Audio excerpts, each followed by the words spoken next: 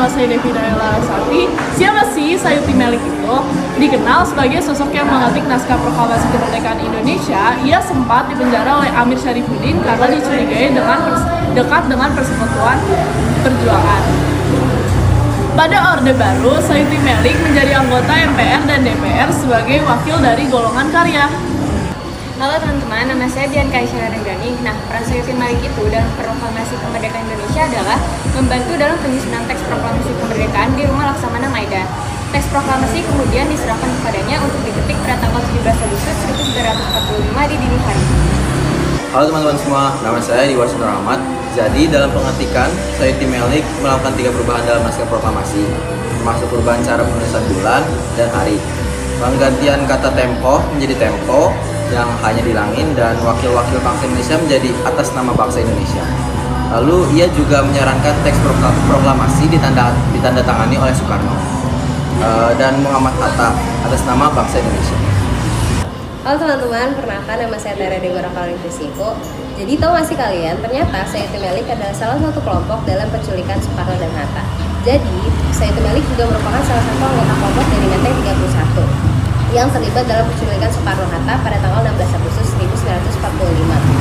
Nah, pemuda-pejuang seperti Syairul Saleh, Soekarni, Wikana bersama dengan Sudako Singgi, anggota PETA dan pemuda lainnya, itu membawa Soekarno bersama Fatmawati dan Guntur yang saat itu masih berusia 9 bulan, dan Hatta ke Ranges Dengklok.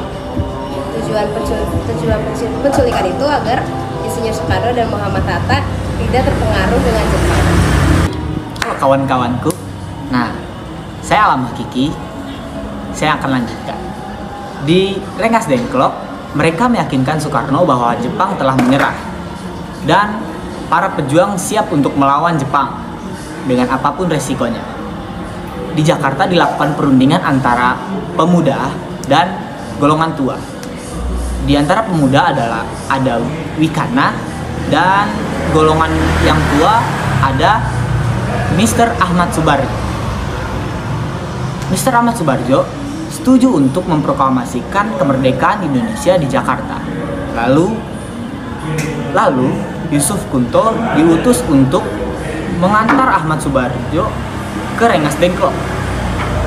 Mereka kemudian menjemput Insinyur Soekarno dan Dr. Andes Muhammad Hatta kembali ke Jakarta.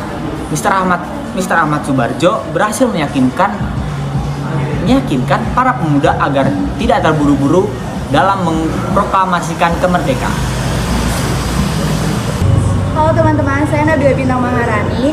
Yang terakhir, kemudian pada tanggal 7 Agustus 1945, Panitia Persiapan Kemerdekaan Indonesia dibentuk dan dikepalai oleh Yen Soekarno menggantikan BPUPKI yang cepat dibubarkan. Anggota awalnya berjumlah 21 orang, dan tanpa sepengetahuan Jepang, anggota PPKI kemudian bertambah 6 orang termasuk Sayuti Melik. Terima kasih. Ya, kita kembali lagi. Nah itu Sabar. Nah itu tadi penjelasan kita mengenai Sayuti Melik. Saya Diwa. Saya Nabila. Saya Devina. Saya Bianca. Saya Tera. The one and only Alam Hakiki. Kami pamit undur diri. Terima kasih.